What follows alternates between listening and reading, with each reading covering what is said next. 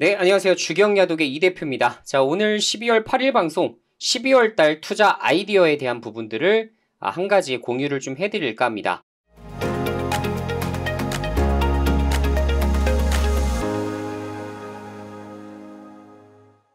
일단 크게 두 가지를 바탕으로 여러분들께 좀 소개를 해드릴 건데요. 일단 첫 번째, 대주주 조건 완화가 연내 가능할 경우의 시나리오와 그리고 대주주 조건 완화가 연내 처리가 불가능해질 경우의 아이디어에 대해서 공유를 좀 해드릴까 합니다.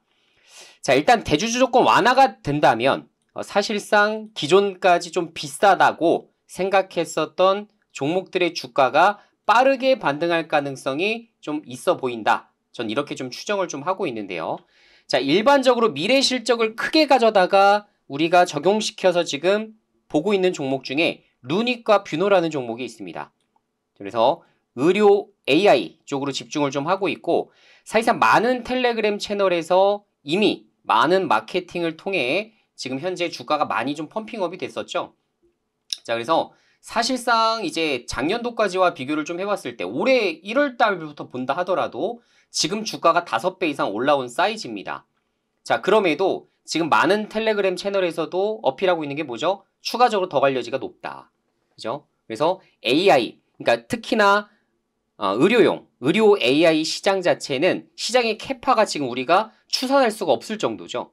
그렇기 때문에 여기서 기술적인 면에서 먼저 선점하는 쪽이 향후에 수조 원의 매출을 다 가져갈 수밖에 없는 구조인 것은 사실입니다.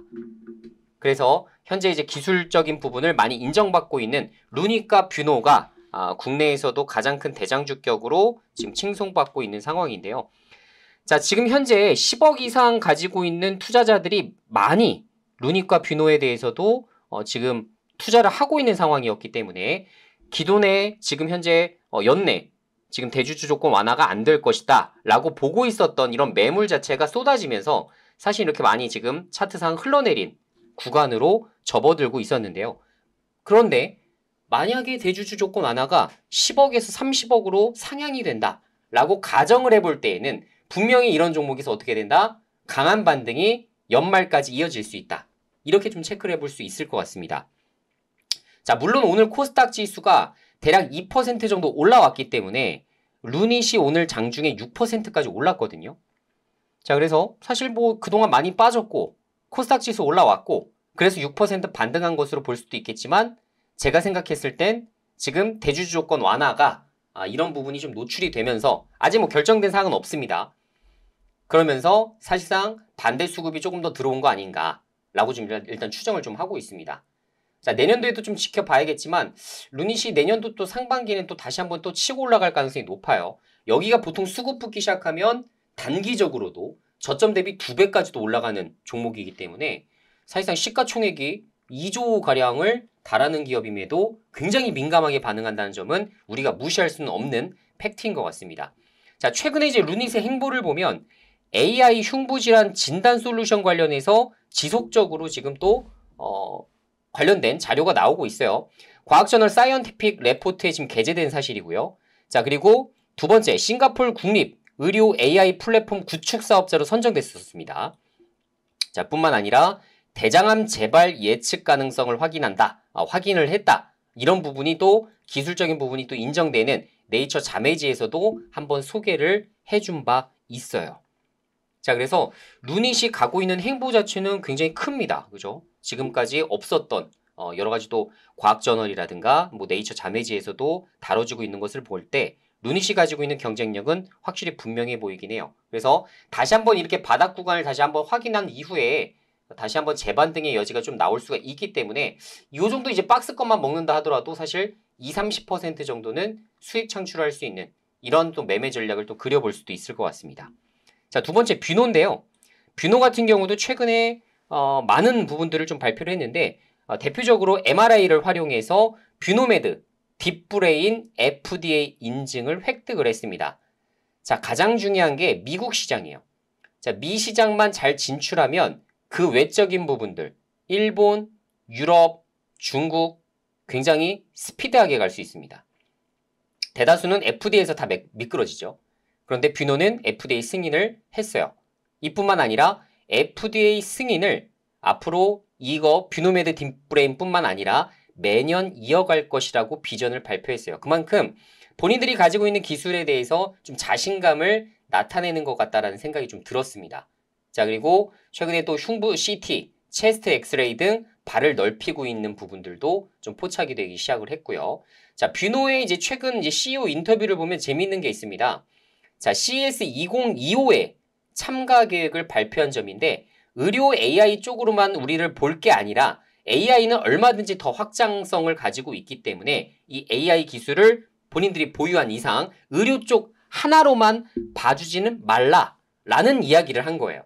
그래서 앞으로 우리 뷰노라는 기업이 의료 AI 쪽만 아니라 다른 쪽으로도 확장성을 갖추기 시작을 하면 얼마만큼 더 커질지 모른다. 이런 부분을 좀 어필을 했거든요.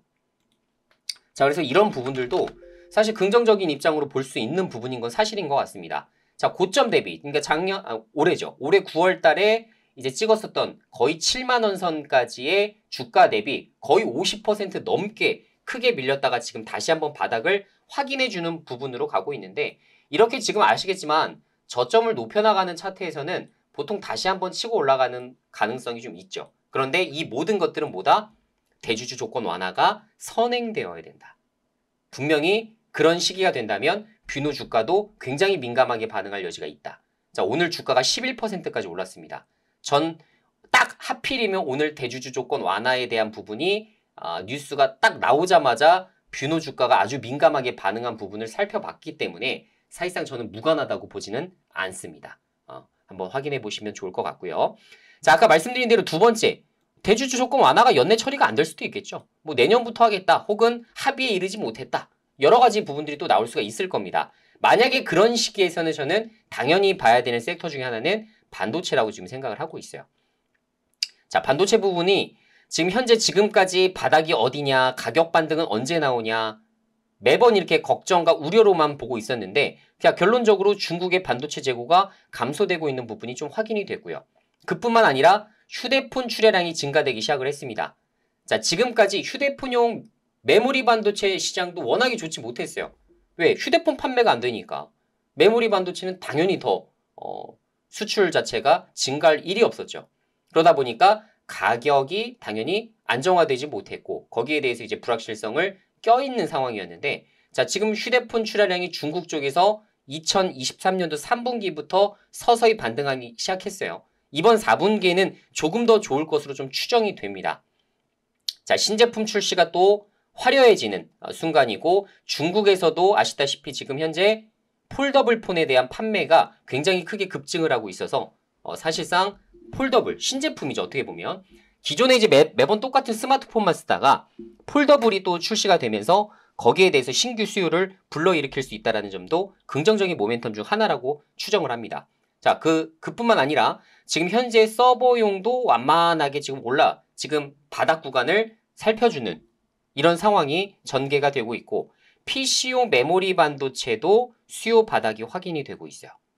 자, 이 점도 되게 긍정적이거든요.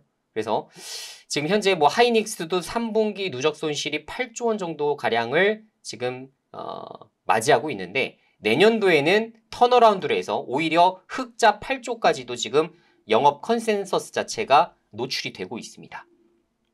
그렇기 때문에 반도체를 무시할 수 없다라는 말씀 좀 드려보고요.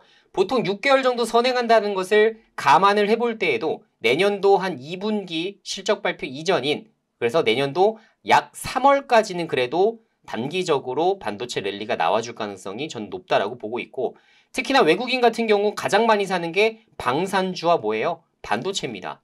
국내에서 살 게 이거밖에 없다라고 판단하는 것 같아요. 그래서 오히려 2차 전지 쪽보다는 반도체가 내년도 한 3월 달까지 좋지 않을까. 만약에 조금 더 주가가 빨리 움직여지게 된다면 당연히 1, 2월 달에 랠리가 끝날 수도 있겠죠. 그런데 저는 아직은 반도체에서 먹을 거리가 많다라고 보고 있습니다. 자, HBM 관련된 종목 뭐 여러 가지가 있겠지만 사실 이오테크닉스 그죠? 오늘 약 1.8% 정도 반등 나왔고 사실 거의 지금 대바닥권이죠. 그죠? 한 번씩 이제 쌍바닥 나왔고 다 출현이 됐기 때문에 3바닥까지 확인됐고 여기선 이제 만약에 관련된 이슈가 HBM 쪽에 또 관련된 이슈가 또 등장하게 된다면 다시 한번 상방으로 방향을 틀 수 있는 그런 바닥 구간에 있는 종목이 좀 되겠습니다. 자, 그리고 좀 상대적으로 한미반도체 같은 경우는 좀 견조하죠. 그래도 그죠? 고점 대비 많이 밀리지도 않았고 워낙에 이제 곽동신 부회장이 열심히 또 지분 매입을 주가 하락할 때마다 해주는 이러한 또 흑기사가 있다 보니까 그래서 가급적이면 지금 주가가 잘 유지되고 있는 부분. 그래서 다시 한번 전고점을 터치할 가능성도 분명히 있어 보여. 다른 HBM 관련된 종목들이 10%씩 올라가기 시작하면 당연히 또 한미반도체도 반응하기 시작할 겁니다. 자, PSK홀딩스 비슷합니다. 여기도 거의 뭐 바닥권에서 계속 맴돌고 있는 상황인데 아직 유의미한 반등은 안 나왔어요. 저는 만약에 HBM, 온디바이스 AI, 메모리 반도체 이렇게 세 가지를 놓고서 좀 책정을 좀 해보게 된다면 HBM을 일단 2등주로 보고 있어요. 메모리 반도체 1등, HBM 2등, 그리고 온디바이스 AI를 3등. 그 이유는 온디바이스 AI가 너무 많이 올랐습니다. 그래서 가급적이면 거기를 좀 피해보려고 하고 있고, 자, ST 같은 경우가 HBM 장비를 최근에 많이 수주를 좀 따내고 있죠. 물론 이제 뭐 아직은 규모가 크진 않고 100억대 단위로 지금 좀 이렇게 수주를 따내고 있는데 그러다 보니까 지금 단기적으로도 추세가 제일 좋아요. 그래서 오늘도 장중 7% 정도 올라오기 시작을 했는데 제가 예전에 이제 ST가 SK 쪽으로 이제 관련된 전력 반도체 이런 부분들을 또 매각을 했기 때문에 여기에 대해 신성장 동력이 잃었다라는 평가가 좀 이어지다 보니까 주가가 바닥권까지 떨어지게 됐었죠. 그런데 그 이후에 HBM 장비 쪽으로 방향을 잡기 시작하면서 여기에 대한 이제 어느 정도의 좀 성과를 내가고 있는 그런 시기로 좀 책정이 됩니다. 자, 온디바이스 AI는 너무 사실 제 기준점에서 봤을 땐 너무 많이 올랐어요.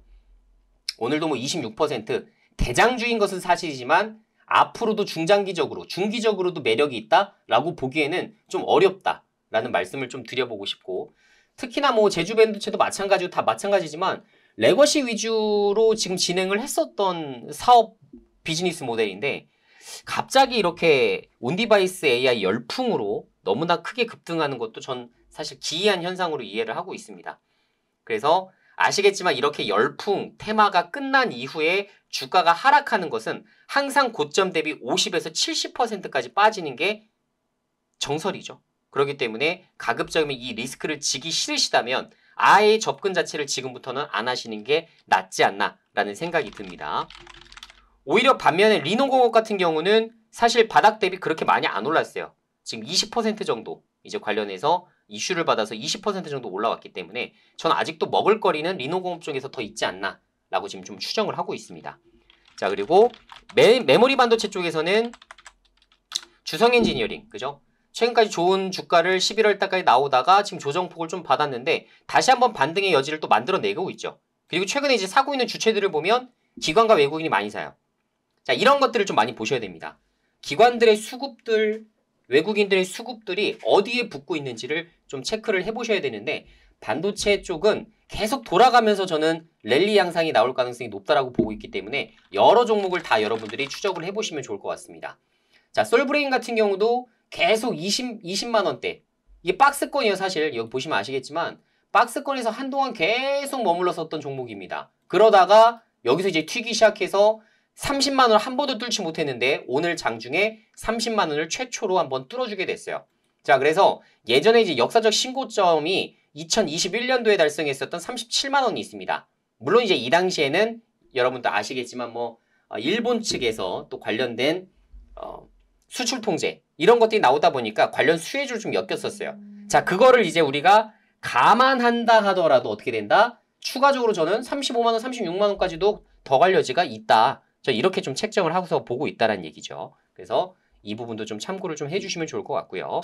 자, 지금 현재 이제 시장에서 많이 지금 뭐 다뤄지고 있지는 않습니다만 TSE 같은 종목도 지금 최근에 차트 좋아요. 다시 한번 고점 향해서 나갈 수 있는 부분이기 때문에 이전에 이제 저항 라인으로 볼 수 있는 한 58,000원에서 6만원 요 사이를 다시 돌파까지 해주게 된다면 주가가 조금 더 갈 여지가 높겠다. 이렇게도 보는 것도 합리적일 것 같습니다.